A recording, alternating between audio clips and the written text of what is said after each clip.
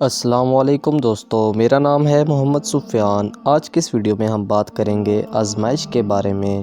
ہر مسلمان کو اس کی ایمانی قوت کے حساب سے آزمایا جاتا ہے۔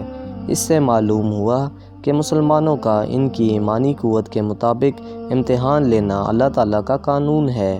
بیماری، ناداری، غربت، مصیبت، یہ سب رب تعالیٰ کی طرف سے آنے والی آزمائشیں ہیں جن سے مخلص اور منافق ممتاز ہو جاتے ہیں۔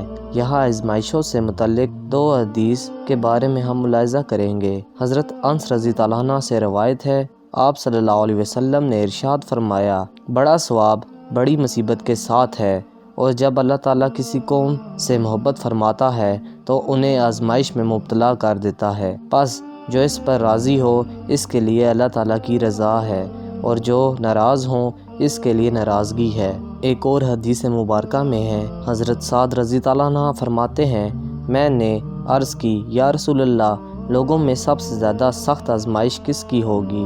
آپ صلی اللہ علیہ وسلم نے ارشاد فرمایا، انبیاء کرام کی۔ آدمی کی آزمائش اس کے دین کے مطابق ہوتی ہے۔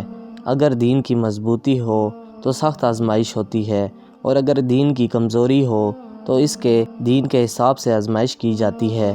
بندے کے ساتھ یہ آزمائشیں ہمیشہ رہتی ہیں، یہاں تک کہ وہ زمین پر اس طرح چلتا ہے کہ اس پر کوئی گناہ نہیں ہوتا۔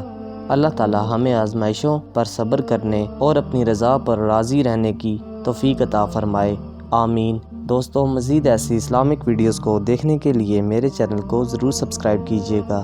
اللہ حافظ۔